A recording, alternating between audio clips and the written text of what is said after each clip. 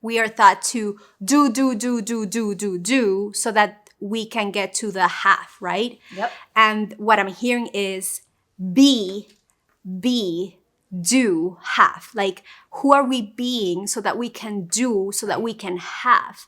And in the strategy of, I need to have first. For example, I need to have, then I'll do, and then I'll be. Right. Like, we mix them up in a way that no matter how many things we can do, if there's no alignment, they're going to, like, things are not going to stick.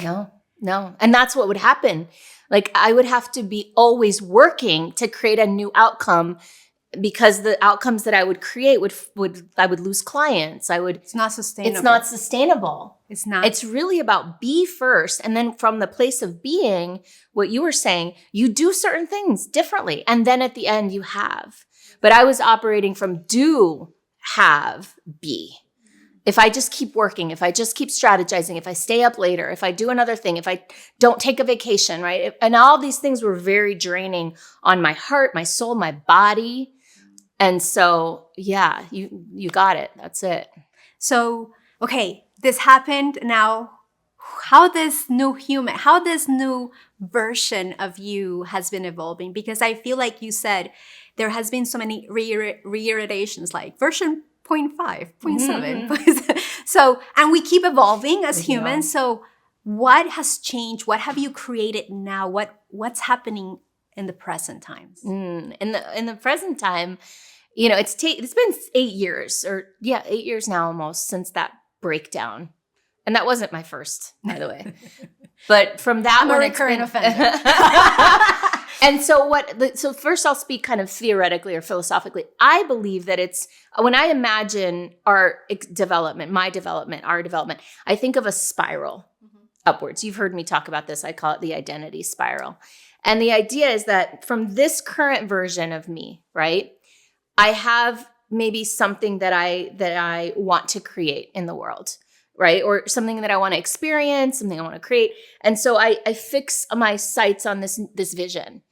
And I create a plan of action for that vision. I do the work. And as I do that, things come up, what Nanilea calls initiations, which are like being presented or confronted. Tell me about it. Yeah. We're being presented and confronted with what another friend of ours, Marianne, calls opportunities to strengthen intention, which are like roadblocks, obstacles, challenges, all the things. In the process of facing those, we develop new skills. We become a new person. We establish new standards. We create some boundaries. We reorganize agreements. And in that process, we become a new person, 2.0.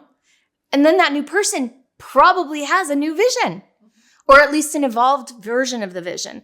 And so again, we set our sights, and then we start to do the thing, we do the work, face the initiations, and we become a version 3.0. And what I see is as long as we keep optimizing for alignment, meaning optimizing for truth, and alignment to truth, then we'll be on an upward trajectory. And that upward trajectory, the way I see it is almost like there's a version of me that's infinity version, my highest self. And that version is pulling me towards her, and I have access to the wisdom of that version that I can pull in at any moment. And so the work is to just constantly come back to what is true? What is true in this moment? What's alignment? What's aligned? What is aligned with my values, with my life force energy, with being connected to Mama Earth? What's aligned with my vision? What's aligned with my heart, my desires, which is another thing, right? Like, not to get off on another tangent, but part of the big work has been just even connecting to desire as something good, rather than trying to I shouldn't want that, or I can't have that. But why am I feeling called to this? So you ask what I'm up to right now. It's like, I'm in artist mode. I'm in creator mode. I'm loving the mentoring that I'm doing with our community.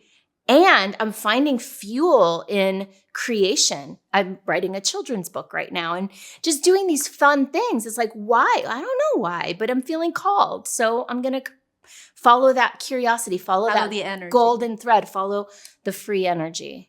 Where's their free energy is a big question in my life, and the question that I help my clients tap into too. It's like, what's percolating, right? What's available? What's fun? What's joyful?